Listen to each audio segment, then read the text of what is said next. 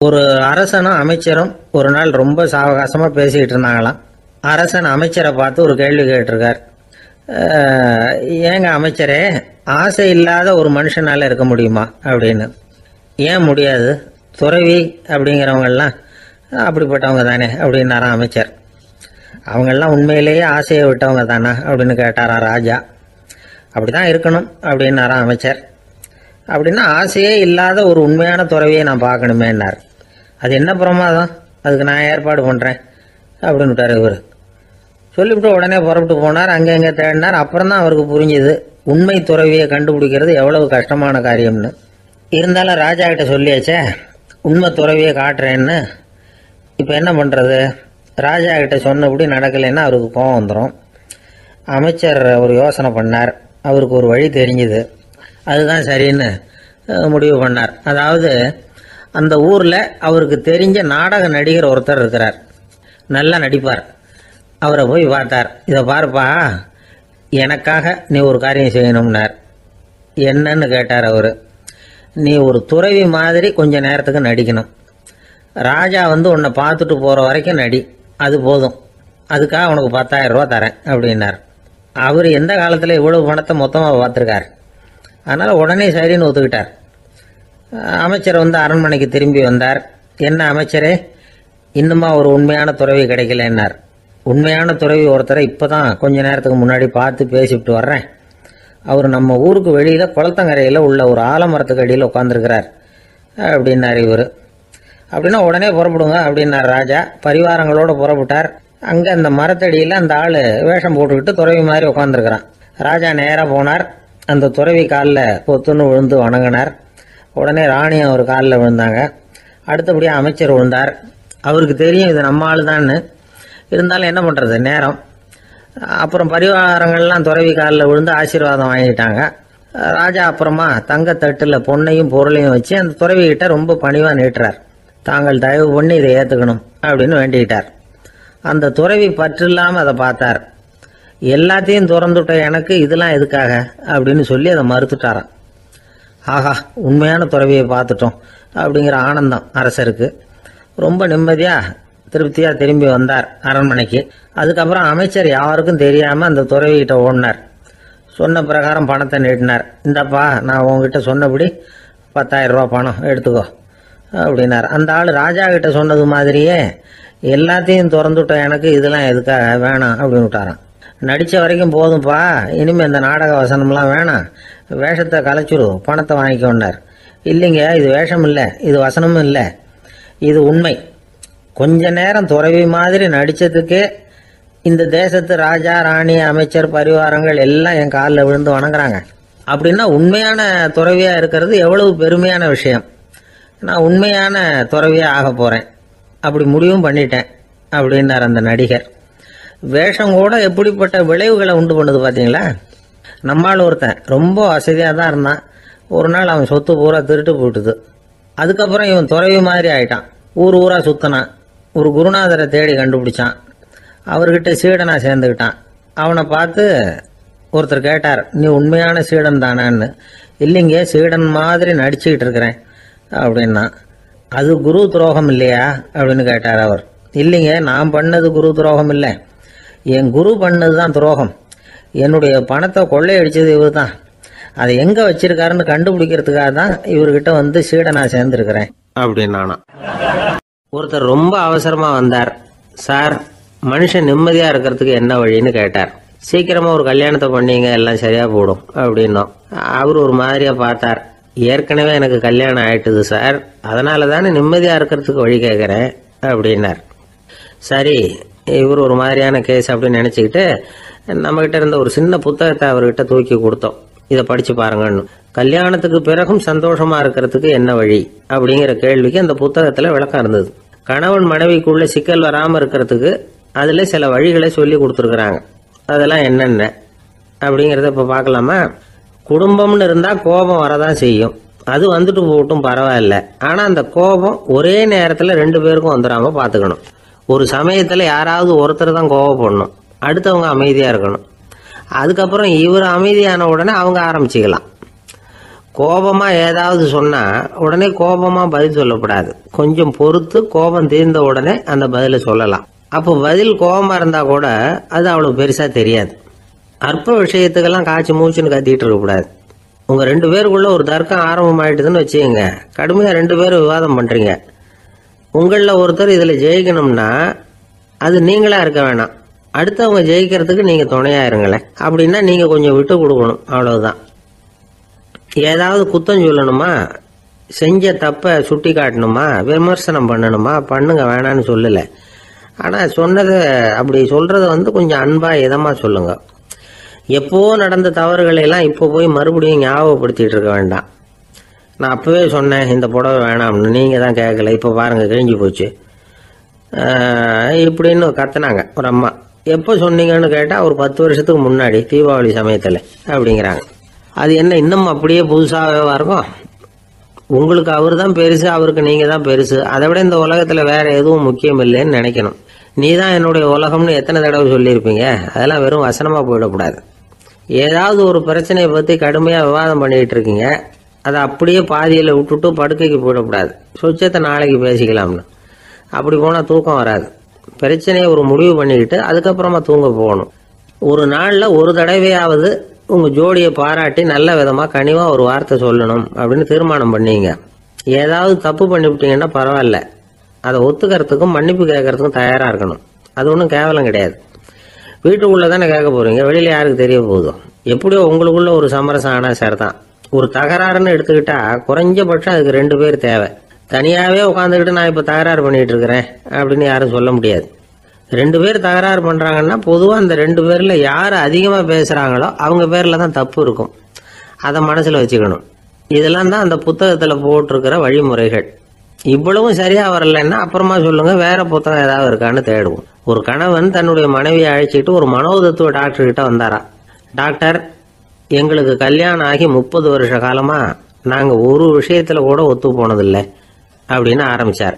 உடனே அந்த அம்மா குறுக்கிட்டு, அது 30 வருஷம் இல்லை 32 வருஷம் அப்படின்னாங்களாம். சில பேரை இப்படி சொல்கிறது உண்டு. அடுத்தவங்களை அனுசரித்து நடந்துக்க தெரியல, அவன் என்ன சார் மனுஷன் அப்படிம்பாங்க. சக மனிதர்களோட எப்படி பழகிறது அப்படின்னு தெரியாததுனாலேயே பல பேர் இன்னைக்கு சங்கடப்பட்டுக்கிட்டு இருக்கிறாங்க. வசதி வாய்ப்பெல்லாம் சரியாக இருக்கும், ஆனால் வாழ்க்கை சரியாக இருக்காது. இன்னொருத்தர்கிட்ட எப்படி பேசுறது பழகிறதுங்கிறது தெரியாததுனால தான் இந்த அவஸ்தை. சரி, இந்த அவஸ்தை இல்லாமல் வாழறது எப்படி? இதுக்கு அனுபவசாலிகள் சில வழிமுறைகளை சொல்கிறாங்க. அதெல்லாம் என்னென்னங்கிறத இப்போ தெரிஞ்சுக்குவோம். முதல்ல நம்ம நாக்கு நம்ம கண்ட்ரோலில் இருக்கணும். வார்த்தைகளை கொட்டிவிட்டு அதுக்கப்புறம் அள்ள முடியாமல் கிடந்து கஷ்டப்படக்கூடாது. எப்படி பேசுகிறோங்கிறதும் முக்கியம், பேசுகிறப்ப எப்படி முகத்தை வச்சிருக்கிறோங்கிறதும் முக்கியம். அன்பாக பேசினாலும் நல்லா இருக்கும். அப்படி பேசுகிறப்ப ஆதரவாக அவர் தோள் மேலே ஒரு கையை போட்டுக்கிட்டு பேசினா இன்னமும் நல்லா இருக்கும். 2வது விஷயம், இன்னொருத்தர்கிட்ட பேசுகிறப்ப வாக்குறுதிகளை அள்ளி வீசக்கூடாது. கொடுக்குற வாக்குறுதி குறைச்சலாக இருக்கணும். அப்படி கொடுத்த வாக்குறுதியை கண்டிப்பாக நிறைவேற்றணும். நாம் ஒருத்தரை பாராட்டுறோம் அல்லது அவரை பற்றி அபிப்பிராயம் சொல்கிறோம்னா அது ஆக்கப்பூர்வமாக இருக்கணும். நம்ம பாராட்டு அல்லது விமர்சனம் அடுத்தவருடைய முன்னேற்றத்துக்கு உதவுறது மாதிரி இருக்கணும். நாம் சொல்கிறத கேட்டுட்டு அவன் தலையில் கையை வச்சுட்டு உட்காந்துடக்கூடாது. எப்பவும் உற்சாகமாக இருக்கணும், முகம் மலர்ச்சியாக இருக்கணும். மனுஷன் இருந்தால் வருத்தம், கவலை, ஏமாற்றம் எல்லாம் இருக்க தான் செய்யும். அதெல்லாம் மனசில் இருக்கட்டும். அந்த வருத்தமும் கவலையும் ஏமாற்றமும் சேர்ந்துக்கிட்டு நம்ம முகத்தில் இருக்கிற மலர்ச்சியை மூடி மறைக்கிறதுக்கு நாம் இடம் கொடுத்துடக்கூடாது. எந்த விஷயத்தை பற்றி யாருக்கிட்ட பேசினாலும் வெளிப்படையாக பேசணும், திறந்த மனசோட பேசணும். மூடி மறைச்சி முன்னு மூங்கிக்கிட்டு இருக்கக்கூடாது. இன்னொருத்தர்கிட்ட பேசுகிறப்போ விவாதம் பண்ணுங்க, அது தப்பு இல்லை. ஆனால் வாதாடிக்கிட்டு இருக்கக்கூடாது. அதாவது என்ன சொல்கிறாங்கன்னா, டிஸ்கஸ் பண்ணலாம், ஆர்கியூ பண்ணக்கூடாதான். நம்மக்கிட்ட இருக்கிற நல்ல குணங்களை நாம் எடுத்து சொல்லிகிட்டு இருக்கக்கூடாது. அந்த நல்ல குணங்களே நம்மளை பற்றி எடுத்து சொல்லணும், அது மாதிரி நடந்துக்கணும். அதே மாதிரி அடுத்தவங்க கிட்ட உள்ள கெட்ட குணங்களை பற்றி அவசியம் இல்லாமல் நாம் பேச வேண்டியதில்லை. உங்களை பற்றி யாராவது தப்பாக பேசுகிறாங்களா, அப்படி அவங்க பேசுகிறதுல உண்மை இல்லையா அப்படின்னா அதை நீங்கள் பொருட்படுத்த வேண்டியதில்லை, விட்டுடலாம். அது தானாக போயிடும். ஒரு 4-5 பேரோட பேசிக்கிட்டு இருந்தீங்கன்னா எல்லாருக்கும் முக்கியத்துவம் கொடுங்க, யாரையும் அலட்சியப்படுத்தாதீங்க. தமாஷா பேசலாம், ஆனால் அவங்க தமாஷ் அடுத்தவங்களை கேலி பண்ணுறதா இருக்கக்கூடாது. நமக்கு கிடைக்க வேண்டியது கிடைக்கலையே அப்படிங்கிற தவிப்பு நம்மக்கிட்ட இருக்கக்கூடாது, அது தேவையில்லை. உங்கள் செயல்பாடுகள் தெளிவாக இருக்கட்டும், பாராட்டு தானாக அவங்கள தேடிட்டு வரும். இன்னொரு மனுஷனுடைய மனசில் கௌரவமான ஒரு இடத்த பிடிக்கணும்னா நாம் இந்த குணத்தை எல்லாம் நம்மகிட்ட வளர்த்துக்கணும். இதெல்லாம் அனுபவசாலிகள் சொல்லியிருக்கிற குறிப்புகள். இந்த குறிப்புகளை சரியாக புரிஞ்சுக்கணும், அது முக்கியம். தப்பாக புரிஞ்சுக்கிட்டா என்ன ஆகும் தெரியுமா? இதை கேளுங்க. ஒருத்தர் வந்தார், சார் அடுத்தவங்க தோள் மேலே கையை போட்டுக்கிட்டு அன்பாக பேசணும்னு சொன்னீங்க, அப்படிதான் பேசினேன். அவர் முதுக கூட தட்டி கொடுத்தேன், என் வேலை போயிட்டுது சார், வீட்டுக்கு அனுப்பிச்சிட்டாங்க அப்படின்னார். யாருக்கிட்ட அப்படி பேசுனீங்கன்னு கேட்டோம். என் முதலாளிகிட்ட சார் அப்படிங்கிறார் ரொம்ப சோகமா. ஒரு சின்ன பையன் வந்தான், அவனை பார்த்து ஒரு கேள்வி கேட்டோம். ஏன்ப்பா உங்கள் வீட்டில் அம்மா புத்திசாலியா அப்பா புத்திசாலியா அப்படின்னு. அவன் அலட்சியமா நம்மளை பார்த்து சிரிக்கிறான். என்ன சார் இது, இந்த காலத்தில் இது கூட தெரியாமல் இருக்கிறீங்களே அப்படிங்கிறான். ஒரு சின்ன பையன் நம்மளை பார்த்து இப்படி கேட்டு விட்டானே அப்படின்னு நினைக்கிறப்போ நமக்கு ஒரு மாதிரி ஆகிடும். அதுக்கப்புறம்தான் இந்த தாத்தா பாட்டிலாம் சொல்கிற ஒரு கதை ஞாபகத்துக்கு வந்தது. அது என்ன கதை தெரியுமா? ஒரு ஊரில் ஒரு அம்மாவும் பிள்ளையும் இருந்தாங்களாம். அந்த மகனுக்கு திடீர்னு தேசாந்திரம் போய் வரணும்னு ஆசை வந்துட்டுது. ஊராக போய் சுற்றி பார்க்கணுங்கிற ஆசை. அந்த அம்மாவுக்கு இது பிடிக்கல. மகனை பிரிஞ்சு இருக்கிறதுக்கு அவங்க மனசு இடம் கொடுக்கல. வேணாப்பான்னு சொல்லி பார்த்தாங்க, அவன் கேட்கல. திடீர்னு புறப்படவும் செஞ்சுட்டான். சரி, இனிமே அவனை தடுக்க முடியாதுன்னு முடிவு பண்ணிக்கிட்டாங்க அந்த அம்மா. இருந்தாலும் புத்திசாலித்தனமாக ஒரு யோசனை பண்ணாங்க. மகனை கிட்டத்தில் கூப்பிட்டாங்க. அவங்ககிட்ட சொன்னாங்க, இதை பாருப்பா, நீ தேசாந்திரம் போகிறதுன்னு தீர்மானம் பண்ணிவிட்ட, அதை நான் தடுக்கலை, போயிட்டு வந்துடும். ஆனால் போகிறதுக்கு முன்னாடி எனக்கு ஒரு வாக்குறுதி கொடுத்துட்டு போ அப்படின்னாங்க. போகிறப்போ ராத்திரியாக இருந்தாலும் பகலாக இருந்தாலும் சரி, புளிய மரத்து நிழலில் தான் தங்கணும். திரும்பி வர்றப்போ இரவும் பகலும் நீ வேப்ப மரத்து நிழல்லே தங்கணும் அப்படின்னாங்க. சரி, அப்படியே செய்கிறேன்னு சொல்லி வாக்குறுதி கொடுத்தான் பையன். புறப்பட்டு போனான். போகிற வழியில் புளிய மரத்து நிழல்லே தங்கினான், தூங்கினான். அப்படி போய்கிட்டே இருந்தான். 7வது நாள் அவன் உடம்பு சுகமில்லாமல் போயிட்டுது. ரொம்பவும் பலவீனமாயிட்டான். இனிமேல் நடக்க முடியாதுங்கிற நிலைமை வந்துட்டுது. யோசிச்சு பார்த்தான். சரி, இதுக்கு மேலே போக வேண்டாம் அப்படின்னு முடிவு பண்ணிட்டு திரும்பி வர ஆரம்பிச்சுட்டான். திரும்பி வர்றப்போ வழியில் வேப்ப மரத்து நிழல்லையே தங்கி வந்தான். நாளுக்கு நாள் உடம்பு சரியாக வந்துட்டுது. 7வது நாள் வீட்டுக்கு சேர்றான். உடம்பு பழையபடியே கலகலப்பாயிட்டுது. பூரண சுகம். தேசாந்திரம் போன பையன் திரும்பி வந்துட்டானே அப்படின்னு அந்த அம்மா ஆச்சரியப்படலை. ஏன்னா அவங்களுக்கு தெரியும் இப்படி ஆகும்னு. பையன் சீக்கிரமாக திரும்பி வரணுங்கிறதுக்காக தான் அவங்க அந்த யோசனையை சொன்னாங்க. என்ன விஷயங்கிறதையும் அவங்களே சொன்னாங்க. மகனே, புளிய மரத்து நிழல் உடம்புக்கு உஷ்ணத்தை கொடுக்கும், சீக்க உண்டாக்கும். அதனால் நீ தொடர்ந்து புளிய மரத்து நிழலில் தங்கினாவே நோய்க்கு ஆளாயிட்ட. அதனால் நல்ல பயணத்தை முடிச்சுக்கிட்டு திரும்பி வரணுங்கிற முடிவுக்கு வந்துட்ட. திரும்பி வர்றப்போ நீ தங்கினது வேப்ப மரத்து நிழல். அது உடம்புக்கு குளிர்ச்சியை தரக்கூடியது, நோயை தீர்க்கக்கூடியது. அதனால் சுகமாக வீட்டுக்கு சேர்ந்துட்ட. உன்னோட தேசாந்திர பயணத்தை தடுக்கிறதுக்காக தான் இப்படி பண்ணினேன் அப்படின்னாங்களாம் அந்த அம்மா. பார்த்தீங்களா அம்மாவோட புத்திசாலித்தனத்தை? அப்பாவாக இருந்தால் இப்படியா பண்ணுவார்? ஒரு அப்பா பையன்கிட்ட 10 ரூபா கொடுத்து இதை எடுத்துக்கிட்டு அடுத்த ஊருக்கு போய் அங்கே இருக்கிற மாமா கிட்ட இதை கொடுத்துட்டு வாடா, வழியில் எங்கேயாவது மரத்தடியில் படுத்து தூங்கி விடாதே அப்படின்னு எச்சரிக்கை பண்ணி அனுப்புனாராம்.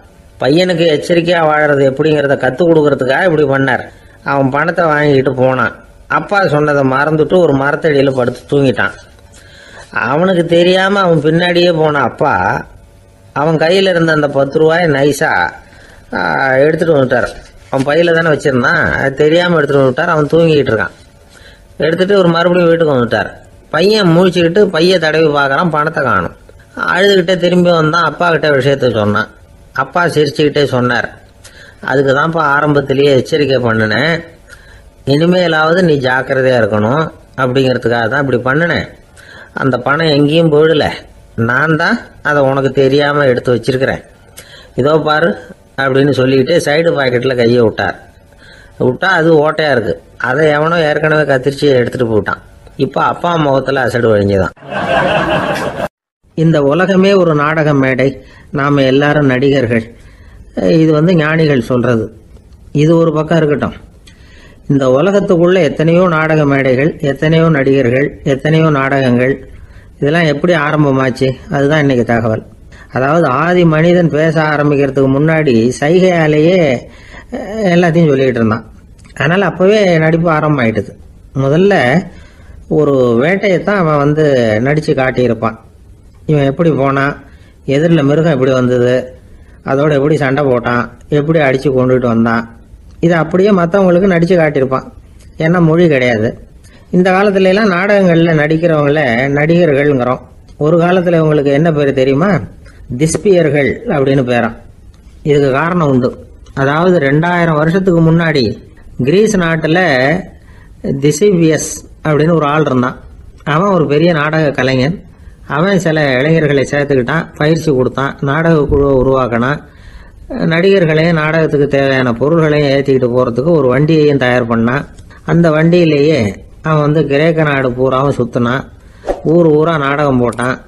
ஒரு ஊருக்கு போனதும் அங்கே நாடகம் நடத்த தியேட்டர் இருக்கா அப்படிங்கலாம் பார்க்கறது இல்லை அவன். ஏன்னா அப்போலாம் தியேட்டர்னா என்னென்ன தெரியாது. நாடகம்னா அது ஒரு மூடிய கொட்டைக்குள்ளே தான் நடத்தணுங்கிறது அப்போ யாருக்குமே தோணலை. இந்த வண்டி போகும், அதுவே ஒரு பகுதி அப்படியே ஒரு மேடை மாதிரி விரிச்சிக்கும். அதில் ஏறி நின்றுக்கிட்டு நாடகத்தை நடித்து காட்டுவாங்களாம். மக்கள்லாம் எதிரில் தரையில் உட்காந்து அதை பார்த்துக்கிட்டு இருக்கிறது. உலகத்தின் முதல் நடமாடும் தியேட்டர் இதுதானா.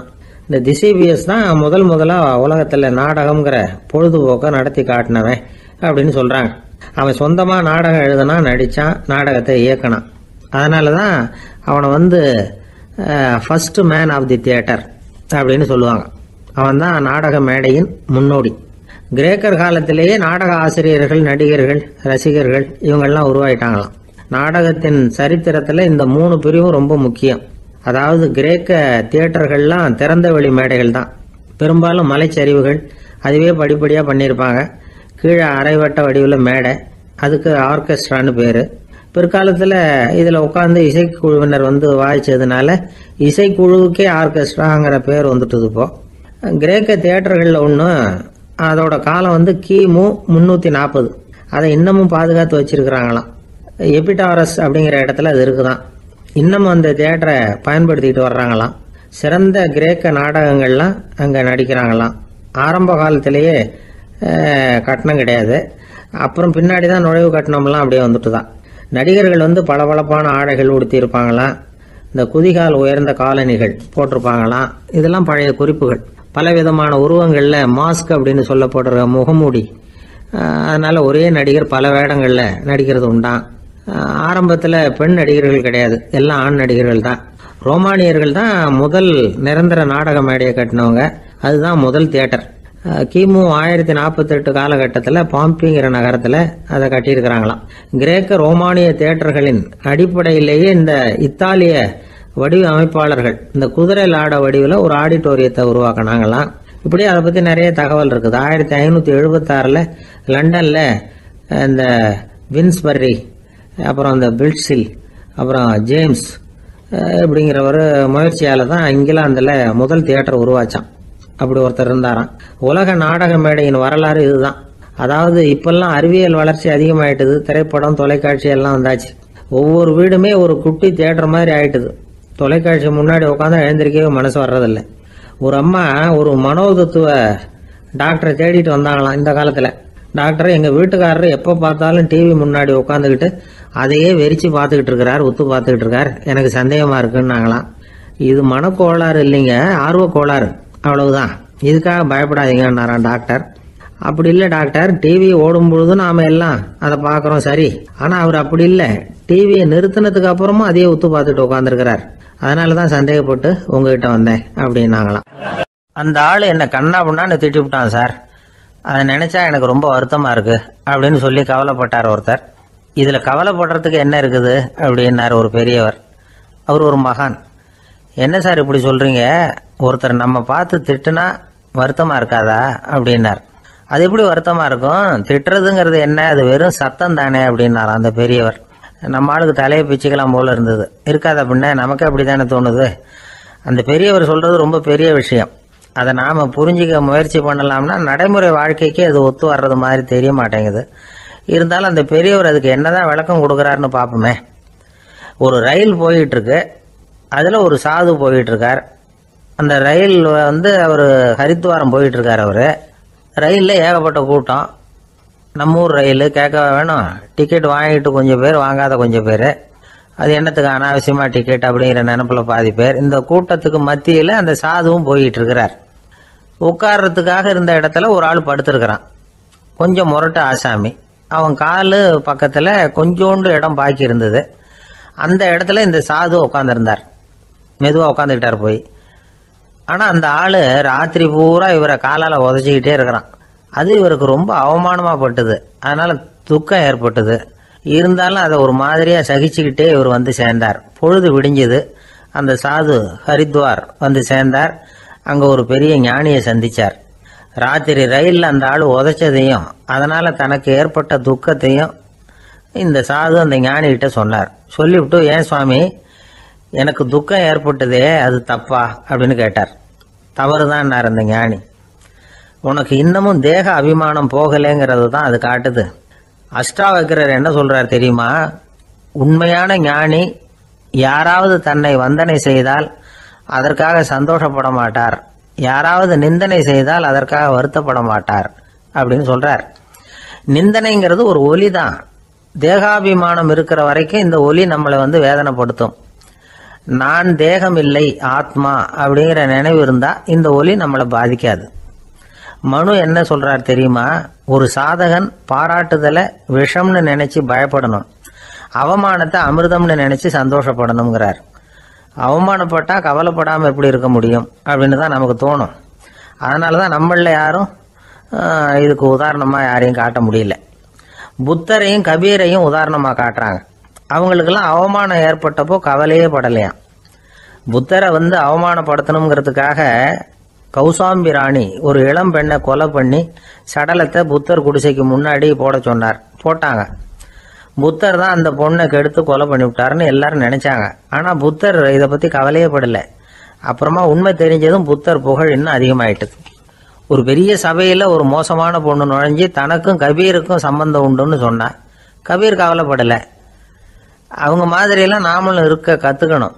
நிந்தனை, அபகீர்த்தி, அவமானம் எல்லாம் ஆண்டவன் கொடுக்கிற பிரசாதம்னு நினைக்கணும் அப்படின்னு சொல்றார் அந்த ஞானி. இதை கேட்ட இந்த காலத்து ஆசாமி ஒருத்தர், நான் கூட அப்படிதான் சார், யாராவது அவமானப்படுத்தினா கவலைப்பட மாட்டேன். நேத்து கூட ஒருத்தர் என்ன பலார்னு அரைஞ்சுட்டார், நான் கொஞ்சம் கூட கவலைப்படல, பேசாம வந்துட்டேன்னார். ஏன் அப்படி வந்துட்டீங்க அப்படின்னு. அவர் அரைஞ்சதுலேயும் ஒரு அர்த்தம் இருந்தது, அதனாலதான் அப்படி வந்துட்டேன்னார். ஏன் அரைஞ்சாருன்னு கேட்டேன். 10 வருஷத்துக்கு முன்னாடி 15 ரூபா அவர்கிட்ட கடன் வாங்கினேன், அதை கேட்டு கேட்டு பார்த்துட்டு கடைசியா தான் அரைஞ்சார் அப்படின்னார். ஆண்டவனுடைய பிரசாதம் இவருக்கு அடிக்கடி கிடைக்கும் போல இருக்கு. ஒரு ஆள் இருந்தான், நிறைய பணம் சம்பாதிச்சான், ஆனா செலவு பண்ண மனசு வரல, கருமி. அவன் என்ன பண்ணா, சேர்த்த பணம் பூராவையும் ஒரு மரத்தடியில புதைச்சி வச்சிருந்தான். வாரத்துக்கு ஒரு தடவை அந்த மரத்தடிக்கு வருவான், புதைச்ச இடத்த ஆவலோட பார்த்துக்கிட்டு இருப்பான், அதுக்கப்புறம் போயிடுவான். அவ்வளவுதான். ஒரு நாள் ஒரு திருடன் வந்தான், இவன் புதைச்சி வச்சிருந்ததெல்லாம் எடுத்துட்டு போட்டான். இது தெரிஞ்சு போச்சு. அந்த கருமி புலம்ப ஆரம்பிச்சிட்டான். இவன் புலம்பலை கேட்டதும் அக்கம் பக்கத்தில் இருந்தவங்க எல்லாம் ஓடி வந்தாங்க. என்ன விஷயம்னு விசாரிச்சாங்க. இவன் சொன்னான். ஒரு பெரியவர் கேட்டார், ஏப்பா வாரம் வந்து இந்த இடத்த பார்க்கறதாக சொன்னியே, எப்பவாவது இதுல இருக்கிற பணத்தை எடுத்து செலவு பண்ணிருக்கியா அப்படின்னு கேட்டார். நான் அப்பப்போ வந்து அதை பார்க்கறது தான் வழக்கம், அதை தொட்டதே இல்லைன்னு அவன். சரி அப்படின்னா இப்பவும் நீ அதே மாதிரி வாரம் ஒரு தடவை வந்து இந்த இடத்த பார்த்துட்டு போகலாமே அப்படின்னாராம் அந்த பெரியவர். அதுவும் சரிதானே, எவ்வளவு காலமானாலும் அவன் அந்த பணத்தை எடுத்து செலவு பண்ண போறதில்ல. அப்படி இருக்கிறப்ப உள்ளே பணம் இருந்தாலும் ஒண்ணுதான், இல்லாம போனாலும் ஒண்ணுதான்.